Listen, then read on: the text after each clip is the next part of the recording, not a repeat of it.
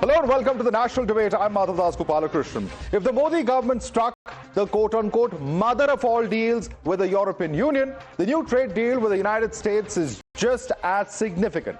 Now, this new trade agreement between India and the United States is set to give a big boost to Indian exporters. For the last few months, Indian exporters have been reeling under the steep 50% tariff imposed by the Trump administration, holding India behind in the competition with other Asian export-driven markets in the fight for the American market. But now, with Trump's decision to roll back the tariffs to 18%, there's renewed enthusiasm in India. However, with the announcement also came the conditions and questions about whether India will stop buying Russian oil, purchase American and Venezuelan oil, and provide zero tariff barriers to American goods.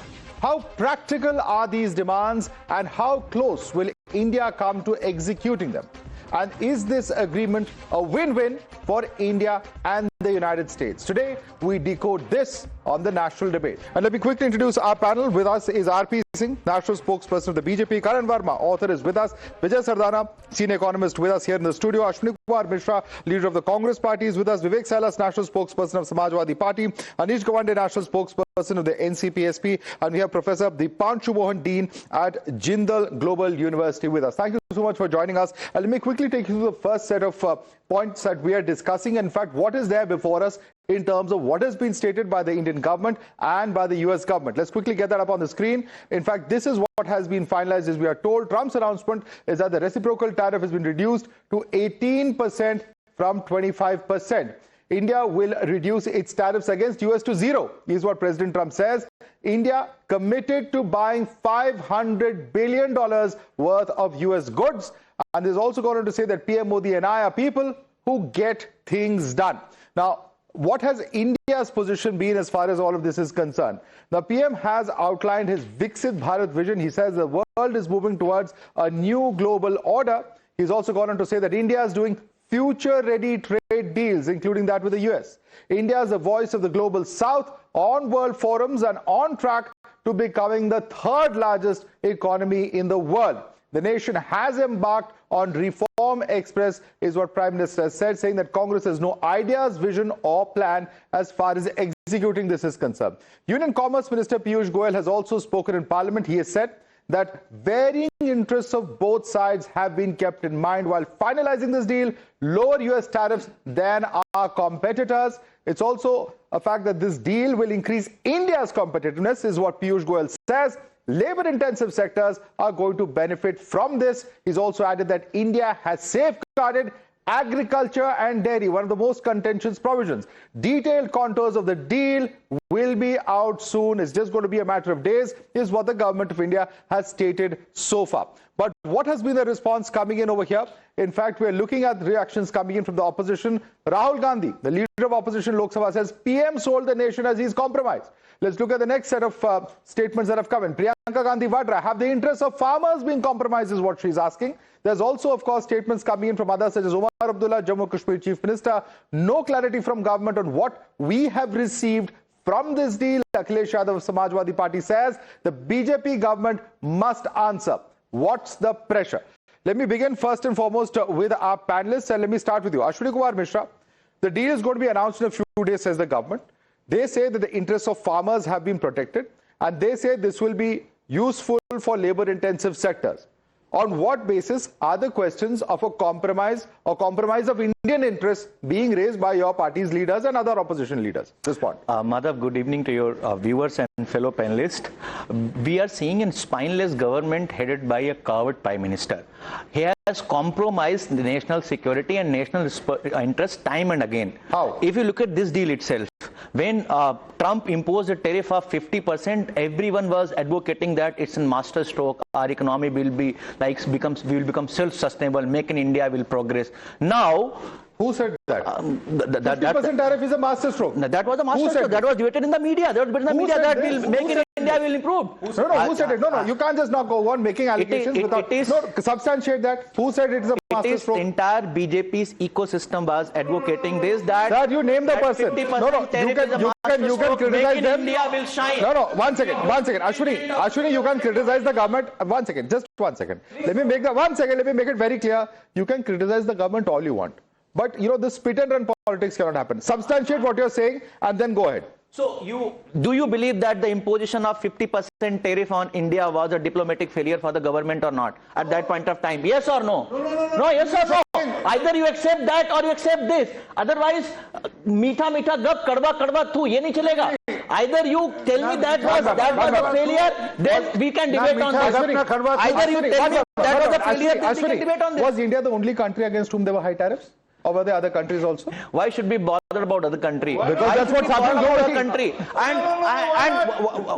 And why not Pakistan? Why it's Pakistan? It's a policy decision of one country. It impacts us. It impacts the entire world economy. No, the point is, Ashwini, you will also concede that several countries in the world buckled under pressure of Trump administration. We all know that. We all know tariff is a new tool with US. They are using it as a tool. Now let's come to the current deal. Let's come to the current deal. Mr. Singh, let's come to the current deal. Now, can you explain this current deal where Trump told that India will stop buying oil from Russia? You can respond to both the points. Conclude your point. That India will stop buying oil from Russia, and that was the initial reason for imposing that 50% tariff. And then we debated in your show only, Madhav, that this will happen, that India will succumb to Trump pressure and they will agree that we will not buy oil from Russia, because there was an initial statement from the Trump that he was pushing India to not buy oil from Russia, and he has succeeded in that. Can RP Singh or the government of India say that we will still buy the same quantity? Okay, we have compromised the interest on purchase of cheap energy from Russia. Respond to that in the earlier point. Because they were Soros on their side, he somewhere leaked something of that sort. I mean, there is anything there in writing? There is still the fine print has to still come. What is going to happen? Whether we have to stop buying oil from Russia or not, this is not clear still. And also, what is the price of the Russian crude oil? Let him check that, and let's see the price of the... Give me a second, sir. Hold on. This is not correct. Nobody interrupted you. Let him make his point. Hold on. 1 second. Ashwini, let him make... You can counter and let him make his point. Yeah. सांस रोको थोड़ी देर, लंबा सांस लो, पानी पियो. Sir. सांस लेने लायक बचा नहीं सांस लेने लायक तो देश के 25 करोड़ लोगों को गरीबी की रेखा से ऊपर ले, बहुत बड़ी बात है. This is 1 hour of debate. Let's not do this, please. This is what. So it's not very clear still. I mean, still the fine print has to still come. And as far I'm giving him a challenge, please, during the debate, let him go to do research and find out what is the rate of the crude oil today of the Russia, and what is the rate of the crude oil worldwide today. What's happening from the other countries also. So whatever is in the benefit of the country, we will take that stand. Let's be very clear on this. And we all know that US is using tariff as a tool for their economy. And it's not happening with us. It's happening with all economies worldwide, whether it's Europe, whether it's China, whether it's Far East in Japan, or whether it's Korea. It's happening in every country today. But we had patience. Prime Minister showed his patience, and then that led to America coming to 18%, from 50% to 18%. I mean, had we come down earlier, had we gone and said, no, we want to make a deal. No, we said patiently, okay. And to this extent that... Let me bring give me a second, another second. Conclude your point. To the extent that we were prepared to wait for another term, Mr. Donald Trump's term to be completed. Who has said this? By the government. Who has said this? Who has said this? No. I'm saying, had it been, had the 50% been on, we would have waited for it. You would have waited for 3 years. No, there is no other option. You have to wait and then wait for the right time for the right deal. Okay. This is the government that would have waited it out one by one. Anish Gawande, answer the question that the government, unlike certain other countries, has not been making the kind of statements that have come in from the United States. We have used our diplomatic skills. We have been extremely patient, and we've waited it out. We haven't compromised our interests like some countries ran to a deal, and they had to make deals that were bad for them. That's the line of argument that one can expect will come in from the BJP. Your response to that? I agree completely, Madhav. We have waited it out, and I wish we'd waited it out a little while longer before celebrating in Parliament a historic trade deal that has been signed with the US, of which no details are available in the public domain. Right? Now, the unfortunate part today is that after these negotiations, multiple statements have come in from the US side that have not been countered effectively by the Indian side. First, you've heard an outrageous statement that a $500 billion goods import will be put upon India, and that the trade to India will be $500 billion. To put it clearly, we are currently at a $720 billion total goods sort of import in this country right now. How will we import $500 billion from the US alone? That's almost 10 times the $45 billion that we currently import from the US. But do we know for sure that's $500 billion a year? It could be $500 over 5 years, 10 years. No, but this is precisely why these details have to be countered. So the US agricultural, the US agricultural secretary keeps saying that agriculture in the US will receive a big boost from this, and we have consistently raised demands that US crops cannot come into India, particularly GM corn and GM soybean.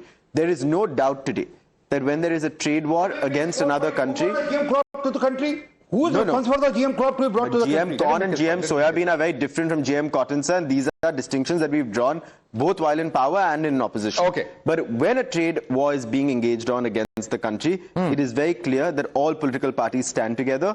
But if we cannot be premature in criticism, we cannot be premature in celebration. Okay. Karan Verma, answer that. The US Agricultural Secretary has said that this is a big win. US agricultural products will enter India, and therefore we are concerned about whether we have compromised on agriculture. Is the question coming in from Anish. Respond to it. You know, at the outset, Piyush Goyal has made it amply clear that agriculture and dairy sectors are absolutely untouched, as crystal clear as it gets. If they are not ready to comprehend, it's their issue. Secondly, my good friend just said that $500 billion. Now, this $500 billion is also over a period of 5 years. We need to understand, as of now, we have a trade surplus with the US of close to $47 billion. We are already buying close to $46 or $47 billion from US. Escalating that to 100 billion is a just demand from the US. Of course, what do you think? If they are in a competition, they would expect you to ramp up this over a period of 5 years, which is a just demand. And should we take Donald Trump on face value, as our friend Ashwini was taking? Donald Trump has gone on to say that Saudi Arabia will immediately buy 1 trillion worth of stuff. Now, that is the size of their economy. He said they'll buy this immediately. So are we going to take, if we start taking Donald Trump on face value, Donald Trump says Narendra Modi is a much better negotiator than me. That they will not pick up. So मीठा मीठा गप गप कड़वा कड़वा खुतूतू तो अश्विनी जी पर लागू होता है. And what other presidents have said about Rahul Gandhi, Barack Obama said he's immature, waiting for validation. So, I mean, we can get into whataboutery. No, whataboutery? What promised land? Don't what get is a into promised whataboutery. land? No, I'm telling you. Are you going to take presidents? Are you going to take presidents on face value? Are you? No, this is not fair. This is not fair. Okay. Are you going to take presidents on face value? They've been so critical of Rahul Gandhi. तब क्या हो जाता है आपको? तब आप नहीं accept करना चाहते हो. They stand exposed because of it. This is a very thoughtful negotiation from where I see it. I am saying tread it with cautious optimism, but 18% is something beyond all of us thought. It's a better rate than Vietnam, than Indonesia, and it makes us competitive. And don't forget, Madhav, despite these tariffs, our exports year on year went up. This shows our resilience. This shows the fact that we diversified our options, signed the FTAs, multiple FTAs with other countries. That shows the robustness of our economy. Okay. If anything. Quick response from Ashwini, then I go across to professors. Yeah. First of all, let me fact check RP Singh ji. He quoted a Bloomberg report which says that Ajit Doval could have waited for Trump's term to be over for this deal to be cracked. And it is fact checked by Randeep Jaiswal, the spokesperson of MEA, that no such negotiation happened with Ajit Doval and his government. So stop telling that you would have waited for Trump's term to be over. What is the problem? I mean, if the deal will not come through, we will not wait it. What's the problem with it? They've always waited. For so many years, we didn't have a trade agreement. So what is the big thing in this? Yeah, and he did not. And to be fair, Ashwini, he didn't quote any report. Did you quote any particular report? No, not at all. Okay. That is his statement. He's a spokesperson of the party. Don't put words in his mouth. Let's quickly, in fact, bring in other panelists as well. I want to take this question across to Professor Dipanshu Mohan as well. Professor Dipanshu Mohan, what is really the problem with the announcement at this point of time? On face value, do you have anything to complain about in terms of what the government of India has thus far announced? Because the government says we've secured our interests, whether it's agriculture, whether it's oil. Wait for the fine print, which will be out next week. Yeah, first of all, thanks for having me here. It's good to have an academic who could talk about trade because that's our bread and butter. And one of the things we do is look at the fine print. As Anish mentioned, I agree that you need to wait for details, but there are a few things that are very important.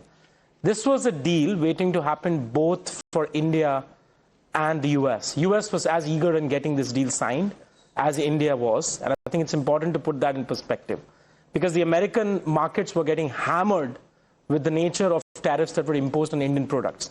Remember that India has been the closest competitor to Chinese products coming into the American market. So it's been part of the China plus one story for the US for very long. And to announce the rate of tariffs that the American president did was completely out of line. And I think India was right to call out in waiting for a longer period. Having said that, India also needed a deal to be done because it's not only on the goods side where things were getting disturbed. A lot of investment coming in from the US to India was getting out of the Indian market. I can just quote you one number. Foreign direct investment into India in FY25 came down by 96.5%. What does this do? It crashes or depreciates your rupee. And we've been seeing that the value of the rupee has been depreciating over the last few months. Incessantly, the RBI has said it doesn't want to intervene anymore. So in net, India did also want a deal coming in, but not in the terms of the American president, but on its own terms. Having said that, what I'm troubled, and I think my only cautionary note is, Trump has a way of getting deals done. He announces a number, right? He brings and quotes a big figure, which he has done, and then everything, the entire machinery gets behind in getting that thing organized. I think India has to be very careful in not losing the process it had embarked upon, which is carefully negotiate this. But he has compromised in the past. He announces something and he does something else. That has happened in the past. But having said that, if that's what you're trying to do and you're dealing with, so you cannot much have a deal. That's part of the art of the deal in any case. But Vijay Sardana, respond to that. 2 or 3 things that he has raised are serious concerns. He says that while India may have waited it out, and rightly so, look at the kind of impact it has in terms of the rupee depreciation, in terms of the FDI inflows into India. There have been a real impact on ground as far as that is concerned. Is that a valid concern in your view or not? See, if you look into the trade balance and its impact, it's a pure economics. There is no politics here. If there is a demand-supply imbalance, it has an implication. When you are not getting dollars, when you are not able to export in dollar value, bound to have a devaluation in rupee aspect, which we were witnessing. But only thing which has done a good part of the whole thing is Trump's action has virtually waken up India. Now we are realizing that all eggs cannot be in one basket. And it is a good thing what Trump has done to India. Now we are realizing we should diversify our exports. We have to focus on quality and compliance issue. We have to focus really honestly on Make in India. That is the way forward. It is not this deal. Because what Trump is saying is also addressing his political constituency. This year there are elections. For elections, Trump made a whole lot of promises to agro-commodity community that I will give you the world's biggest market. That was obviously India. Now, they have to desperately communicate back to their constituency that I got this deal, and what Agriculture Secretary is saying, basically conveying a politics. Now, issue is what America will import and what India will, buy from America. If you look into today also, it is not that we are not importing agro products from America or other parts of the world. Today we are importing on an average $36 billion worth of agro commodities in India. Today, India is importing almost 65 to 70% of our edible oil requirements, mainly either soybean or palm oil.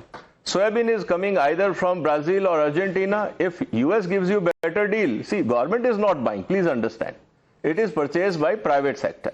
If as a trader I find that after this deal US oil is becoming cheaper, why not? If but I get is that GM concern which he expressed an issue there? See, in case of oil, there is no GM issue. There is already exemption. We are already buying. There is nothing new in it. Okay. I want to comment on the... I'll come to him. Let him answer this question. I'm coming to him. Just a second. Let him answer this.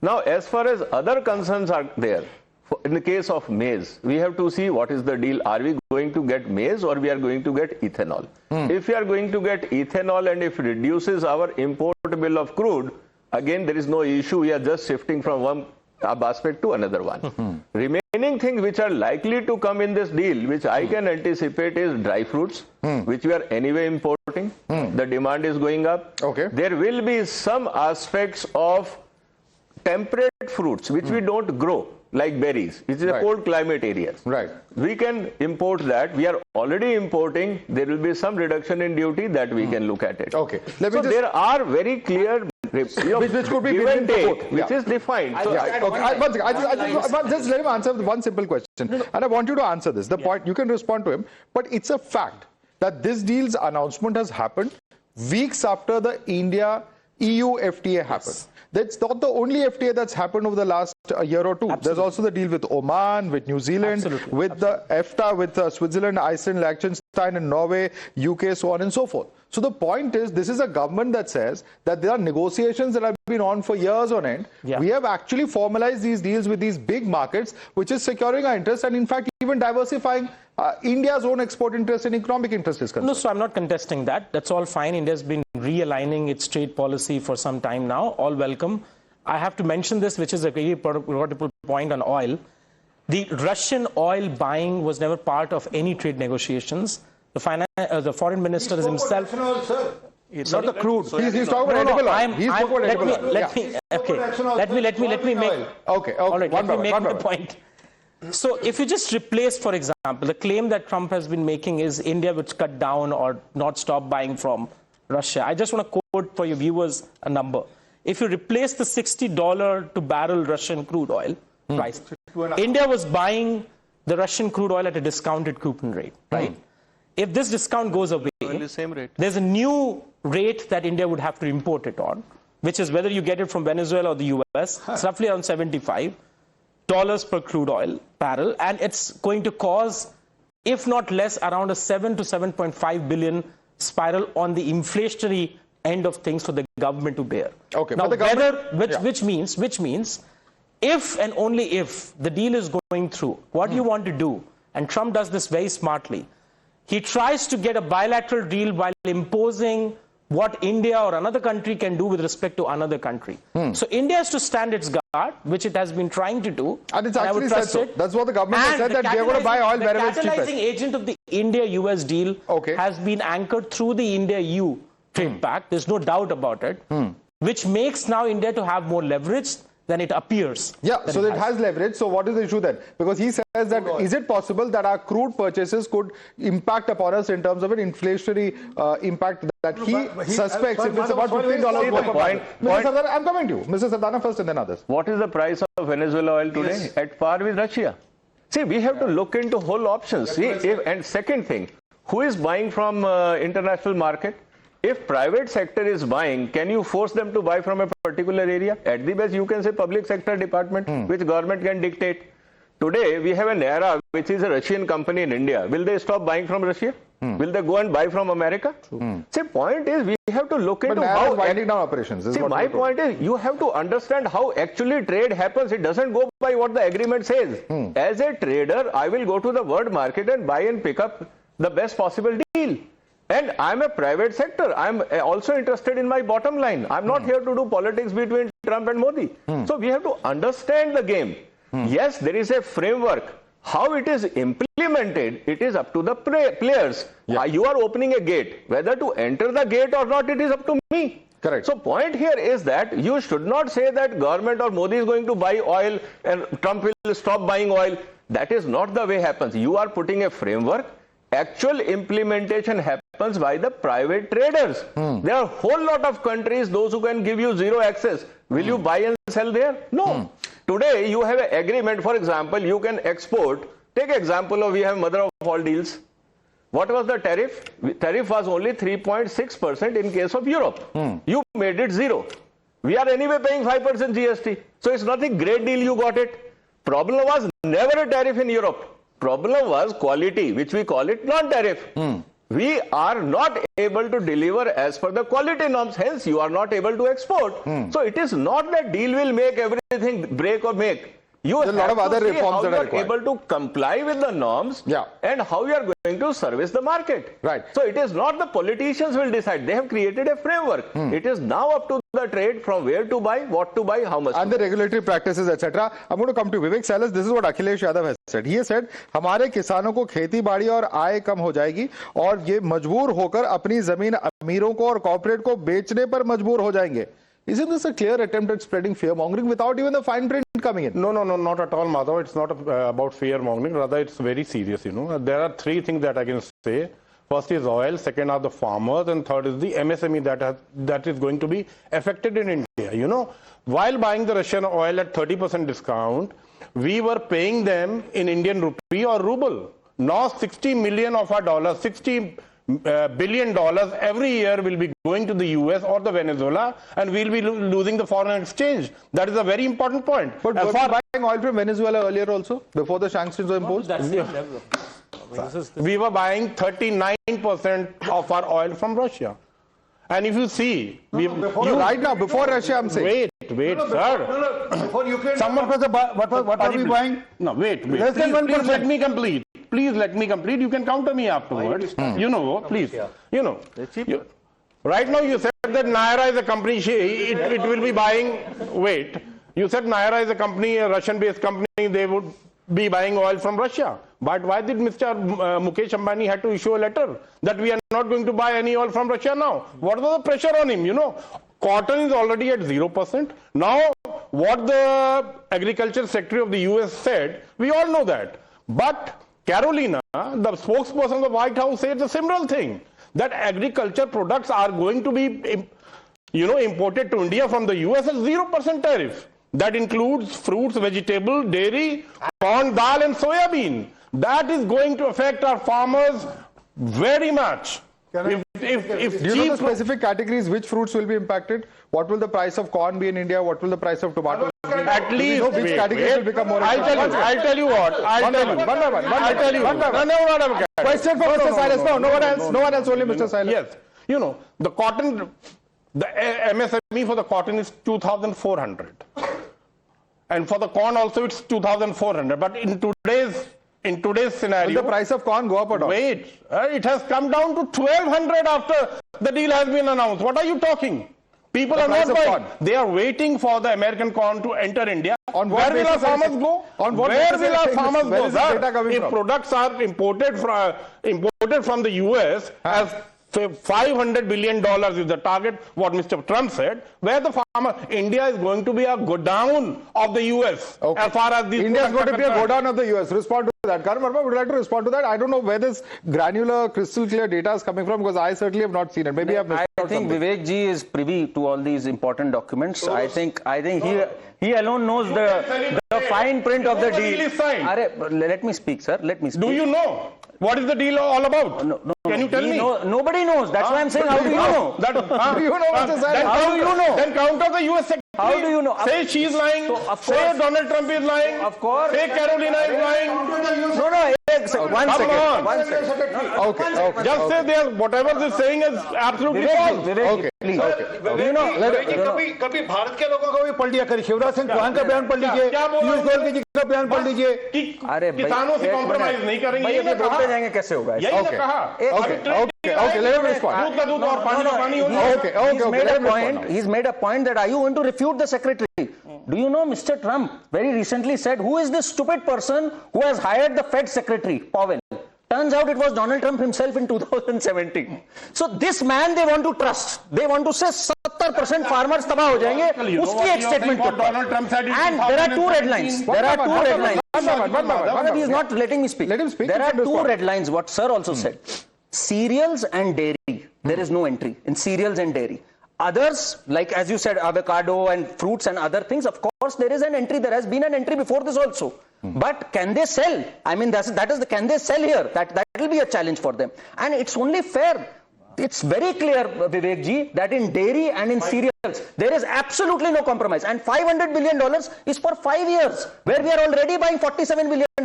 What do you expect US to do? US should prostrate before you. Is that what you want? Of course, they'll pressure for this, and it's fair enough that they do that. That's just fair. I don't know how he's made this go down for US. Vivek Silas, respond to that. I'll just give you a small data, about what India is actually doing as far as exports are concerned, In 2014, our exports were $350 billion totally. Today, it has gone up to $450 billion.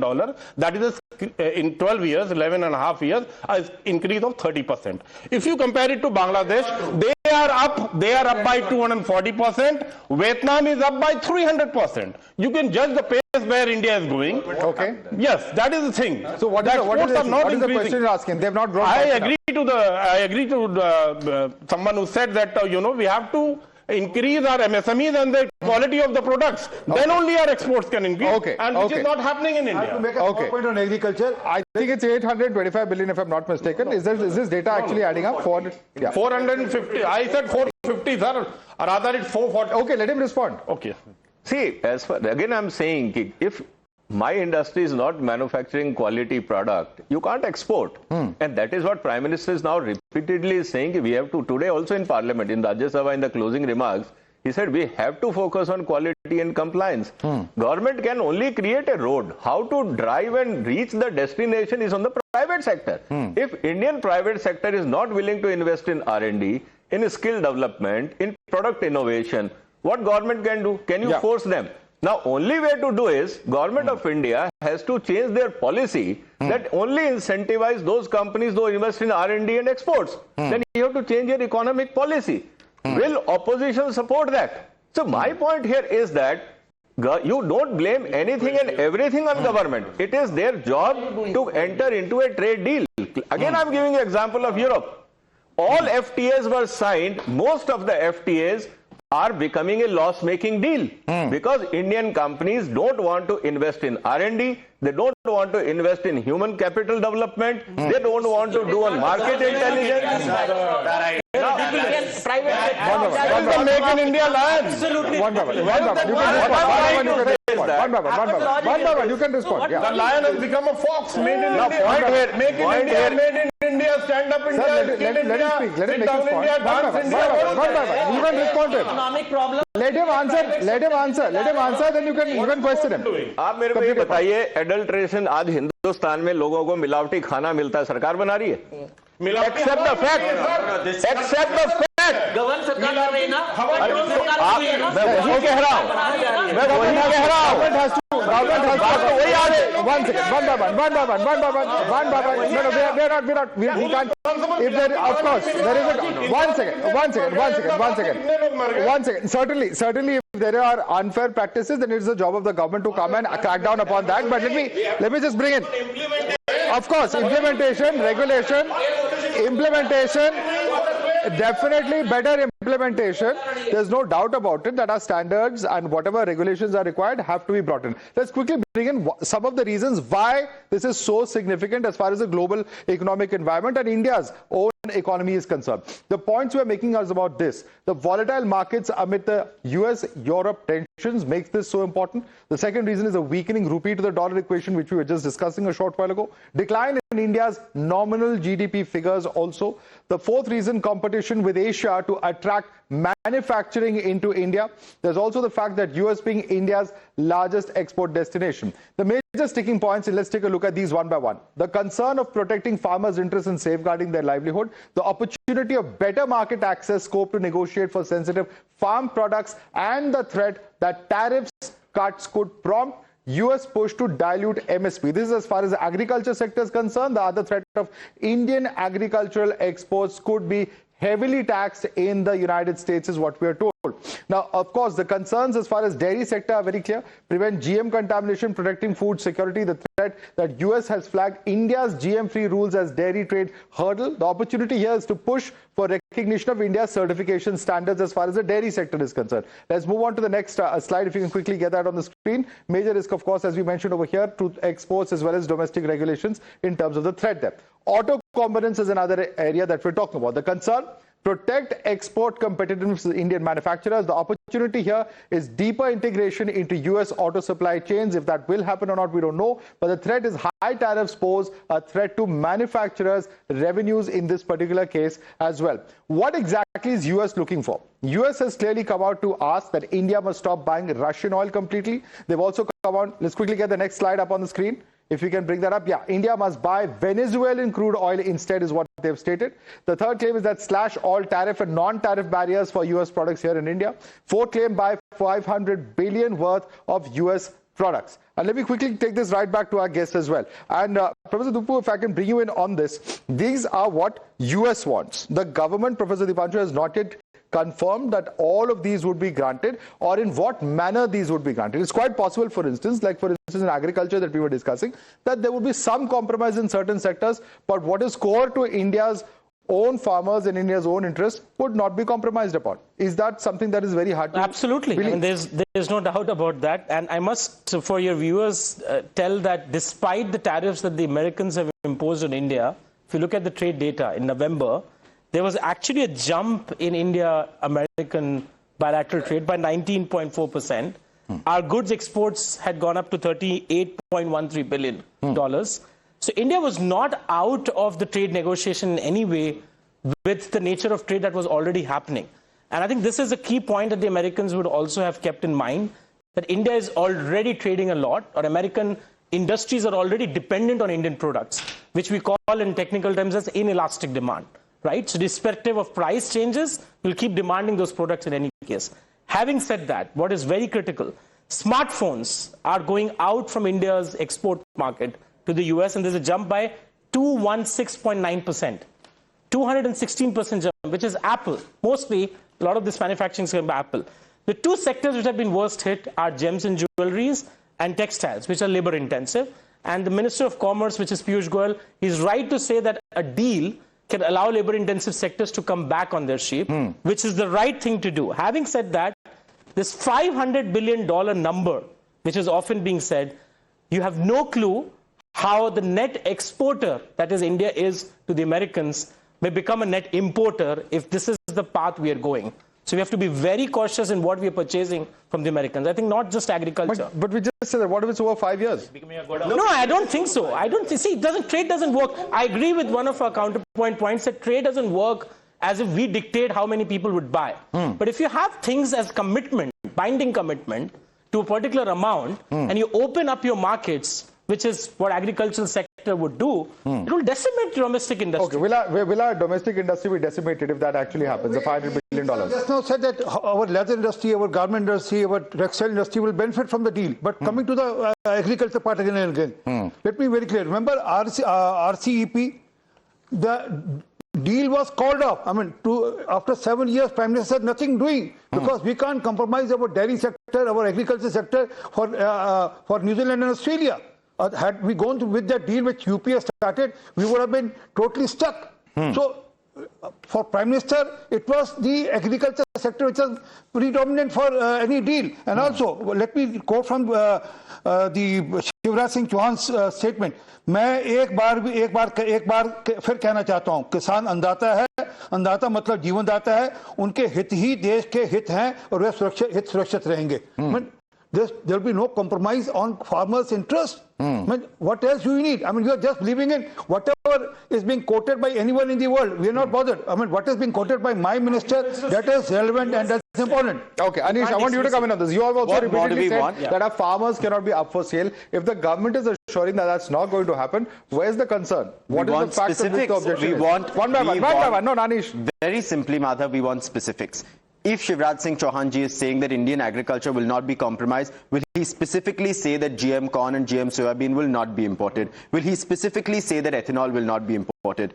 The lovely gentleman here said that ethanol can be imported because it's not that big a problem. Now, this is nonsensical domestic policy and foreign policy. 5 years ago, your road and transport minister, 1 second, sir, please. No. Your road and transport minister said E20 fuel is something that is important. You convinced all sugarcane farmers across Maharashtra and UP to start producing ethanol, and suddenly you're going to say that cheaper ethanol can be imported. Who are you going to hurt most? You're going to hurt exactly those farmers you misled 5 years ago, and this is precisely the problem. No, sir, this is precisely the problem. Let me make his point.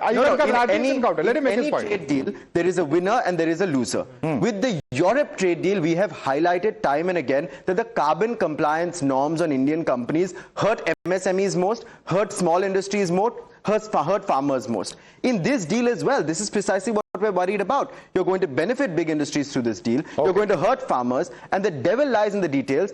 And the India-EU trade deal as well, we've had significant considerations and concerns big around industry these benefits, the compliances. small and medium-sized industries will lose out in this deal. Respond to him. See, you have to appreciate, first of all, which product we are trying to import. As somebody mentioned about that corn will come into India. See, corn in America, corn and soybean are GM crops. Indian laws do not permit. So before you think of importing, you have to change the Indian laws. Was there any proposal in the parliament to do that? So we have to first discuss that, are we changing the laws? And that will be debated in parliament. So it is up to the opposition. Second point we have to look at very, very clearly that today in India, we are talking about small-scale industry, large-scale industry. Yes, we have to upgrade our quality if we want to take the benefit of this agreement. If we do not meet the legal requirements of American law, like we are saying they have to meet Indian legal requirements, we have to meet their legal requirements. True. If we don't meet the legal requirements, how you can export? So we have to upgrade ourselves to take the benefit of any trade deal, whether it is Japan, US, New Zealand, or whatever it is.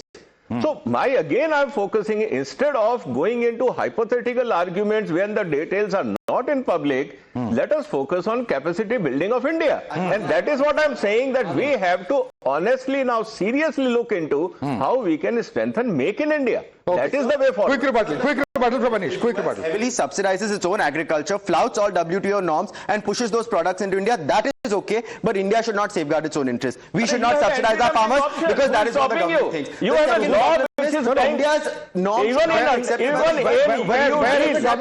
is the government said that subsidies as far as agriculture concerned are going to go away? No, where have we the said subsidies do not go away and heavily subsidized US agriculture comes into India, then you cannot compete on a subsidy to subsidy level. You're missing something here. Who is stopping you from putting Anish, I think you law exists in India and under the whole trade. Just one thing. Professor Dipanshu. Union budget just recently announced in paragraph 130 a tax holiday till 2047 for foreign companies setting up data centers in India. Are you kidding me that this is not for the American companies to get a back office entry for American AI to grow in and have a center back in India? This is not bringing foreign capital with technological know-how. You're using India as an offshoring route without any technological transfer. What you are doing in IT But they will create No. IT is different. Sir, what are you creating IT with data centers? Yeah, you are doing the same thing. Instead of machines, you are hiring the manpower labor. Wrong. And the same multinationals are using IT in India. Just a second. I think we are misplacing our logic. Just a second. You don't have data center. Where is the One second. Unless you don't have that option here. Karan can come in on this. Unless you provide incentives, where is the investment flow? Where is the jobs going to come in? And to the best of my knowledge, there are special economic zones as far as IT sector is concerned as well through the 90s. Firstly, you know, how they feed into how they feed this narrative, because they think that people don't read and write. Our good friend Anish here just said that is ethanol going to finally come into India? He doesn't know that as we speak, 393,000 barrels of ethanol is already coming from US to India. It's been coming from ever since we can remember. So it's not that ethanol has never ever come to India, right? And when data centers are going to be set up, I think that's going to work wonders for us. I think if we can become a hub for data centers, that is going to be labor intensive. And when our good friend Vivek Ji, he speaks about labor intensive MSMEs, this trade deal is going to benefit the textile sector immensely. The Professor Saab there is right in saying that, you know, we have a lot to gain. Imagine the economy we have. We have a lot to gain in terms of the consumption market of US. Just for some perspective here, Madhav. We are talking about an economy which has a consumption of $20 trillion per year, US. We have a consumption of $2 trillion and we are negotiating from that position and we've got this far. So this needs to be understood. The kind of muscle US had and the way it was throwing its weight around, given that context, 18% is a fair deal. And the finer print, we need to wait for the finer print. What do you want? If the finer print comes, Ashwini will go to the town and say, India has surrendered. Dead economy. Narendra surrender. ऐसे deal sign होती है. ऐसे deal sign होती है. Okay. And immature opposition है हमारा. Answer that question. Immature opposition. Just a second. But you know, what was the projection when the UPA government was in power as to when India will become the third largest economy of the world in 2014? Do you know when the projection was, Ashwini? The projected date was 2043. And this is a Government of India press release dated the 17th of February 2014 that I'm reading out from.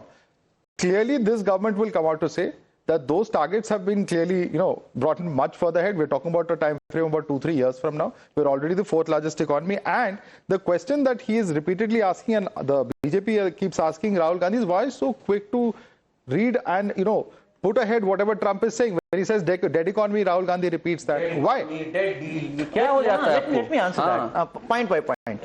First of all, we are having a trade deal with US. Donald Trump is the president of US and we are signing a deal with him, and you are asking us to not believe what Trump is saying. Sounds very illogical. Having said that, explain me this, Madhav. if this government is so much concerned about the farmers and the poor class, because what I feel this government has divided India into two. 10% of the wealthy people, for them all trade deal, all economic policies are being built. And for the rest 90%, it is not worried about, because those 10% counts around 15 crores people. How? I'm explaining you. Bottom 50% of Indian in 2014 used to, and please fact check me. 50% Indians के पास में 23% wealth होती थी देश की. It has come down to 15% now. The average per capita income of every Indian is around $2,800. But if you remove top 10%, it comes around to $1,200. So आप मुझे ये बताइए, इससे बेहतर तो घाना की है. Top 90% total. Top wait. Top 90%. Top 90% used to hold wealth around 50-60%. Answer his question. He is asking you how many been brought above the poverty line. Ashwini, गरीब होता जा रहा है. One by one. You've asked a question. Listen to गरीबी हटाओ ना रहा था, आज गरीबी हट रही है. आप गरीब हटा रहे हो. Listen to his answer. There's very limited time.